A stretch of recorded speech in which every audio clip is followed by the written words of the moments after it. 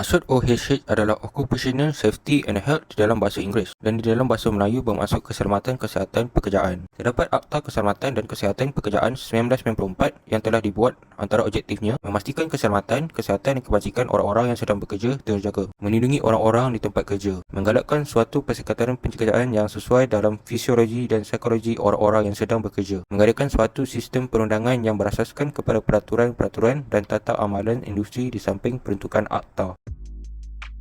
Kita yang bertugas dalam industri kesihatan sering terdedah kepada pelbagai jenis hazard yang boleh dibahagikan kepada 5 jenis hazard.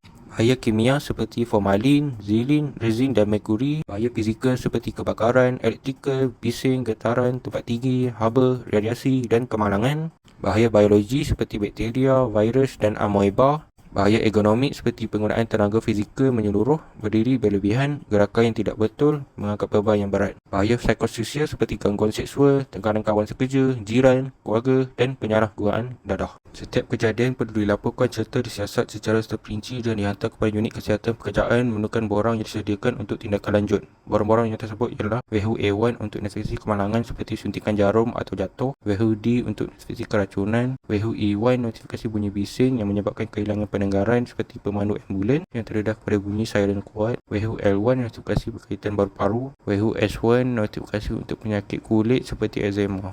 Okey, bahaya ini boleh berlaku terutamanya kes tusukkan jarum di mana setiap hari ada beratus orang pesakit yang perlu diambil ujian darah yang menggunakan jarum yang tajam, dan terdapat juga petugas yang baru menceburi dalam bidang ini dan masih lagi belajar. Jadi dia orang ni akan mendapatkan pengalaman daripada masa ke semasa dia melakukan tu, tapi ada kalanya sebab dia baru, dia boleh melakukan kesilapan tersilap langkah dan tercocok diri sendiri. Banyak berlaku kes macam itulah. Selalunya orang-orang yang baru melapor dirilah yang menggunakan jarum kan. Jadinya yang itulah yang selalu kes-kes terjadi di hospital kita. Okey, jika berlaku kes tusukkan jarum ni, mereka ini perlu memicit kawasan luka tu dan mengalirkan air di kawasan luka serta membuat dressing dicuci. Lepas tu pegawai tersebut akan dirujuk kepada pakar perubatan untuk rawatan lanjut. Pegawai terlibat juga perlu melaporkan kepada penyelia lokasi ataupun pegawai perubatan ataupun pegawai liaison JKKP tadi, Jawatan Kuasa Keselamatan Kesihatan Pekerjaan di lokasi masing-masing. Bagi petugas yang diarahkan merawat pesakit berjangkit, mereka ini dibekalkan PPE, Personal Protective Equipment yang boleh melindungi mereka dari tekanan jangkitan, dan mereka ini perlu mematuhi SOP, Standard Operating Procedure, setiap masa tanpa culas. Jadi mereka ini perlu lebih berhati-hati semasa menjalankan tugas. Okey, untuk bagi pegawai yang melapor diri di hospital ini, mereka akan diberikan taklimat berkaitan OSHA, OSHA, Inspection Control, keselamatan dan pencegahan kebakaran. Needle handling. Selain itu, hospital ini ada juga menganjurkan kursus NADOPOD ataupun Notification of Dangerous Occurrence, Occupational Poisoning and Occupational Disease, HIRAREC ataupun Hazard Identification, Risk Assessment and Risk Control, Ergonomic, Hand Hygiene, Infection Control, Cleansing, Waste Management dan sebagainya. Memang banyak kita mengaturkan CME ataupun kursus untuk bagi pegawai yang melapor diri ini.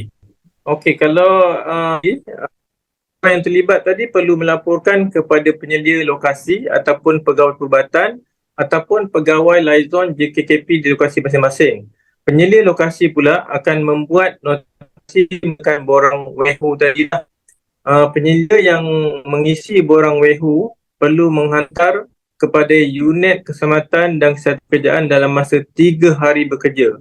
Kesiasatan di lokasi dijalankan oleh pegawai perubatan dari unit keselamatan dan kesihatan pekerjaan bersama pegawai liaison JKKP lokasi. Hasil siasatan tadi akan dibentangkan semasa mesyuarat JKKP peringkat hospital.